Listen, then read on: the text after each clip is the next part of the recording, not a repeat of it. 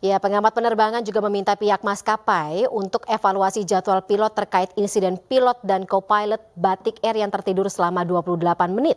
Sementara warga meminta pihak terkait untuk menindak kelalaian dua pilot yang tertidur tersebut.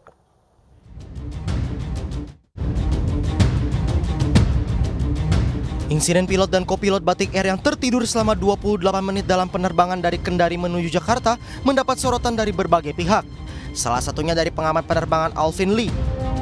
Alvin Lee meminta pihak maskapai bukan hanya Batik Air melakukan evaluasi termasuk jadwal penerbangan pilot. Maskapai dinilai perlu memperhatikan waktu dan kualitas istirahat pilot dan awak pesawat agar tidak mempengaruhi kewaspadaan penerbangan.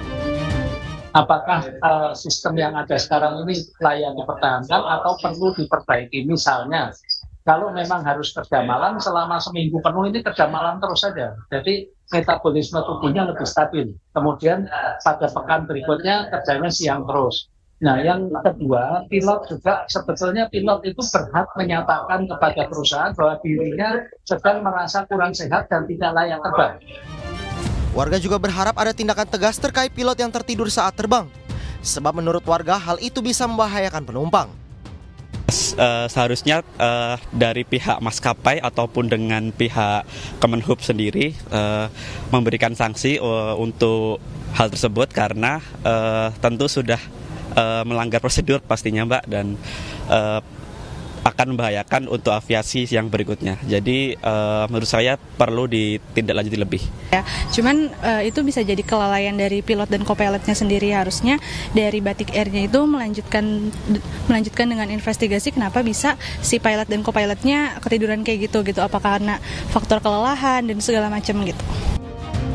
Pilot dan kopilot Batik Air tertidur saat mereka mengoperasikan pesawat dengan rute penerbangan dari Kendari ke Jakarta pada 25 Januari 2024.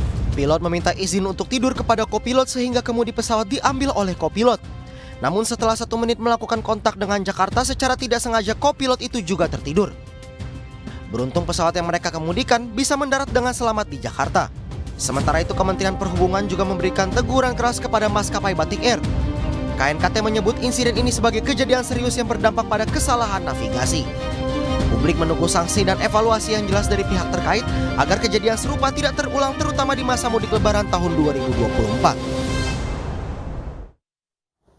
Ya pemirsa, pesawat Batik Air yang mengalami insiden pilot dan co-pilot tertidur adalah jenis Airbus A320 dengan kode registrasi PKL UV. Dan berikut kronologinya terjadi insiden pilot dan co-pilot yang tertidur saat menerbangkan pesawat. Oke, pada tanggal 25 Januari yang lalu, pesawat ini berangkat dari Jakarta ke Kendari. Pada penerbangan ini pilot sempat menawari co-pilot untuk istirahat karena sadar rekannya kurang istirahat. Dijadwalkan berangkat pada 2.55. Pesawat berangkat pukul 3:14 waktu Indonesia Barat. Ya, sementara itu pesawat sendiri tiba di Kendari pada pukul 7:11 waktu Indonesia Tengah. Di sini sambil menunggu penerbangan kembali ke Jakarta, pilot dan co-pilot makan mie instan di kokpit.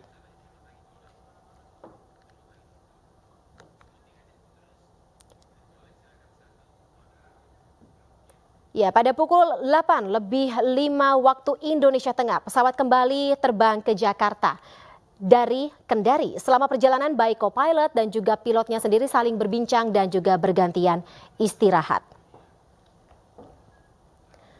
Saat pilot istirahat tidur, co-pilot yang mengambil alih masih berkomunikasi dengan pusat kendali Jakarta terakhir pada pukul 8:43 waktu Indonesia Barat.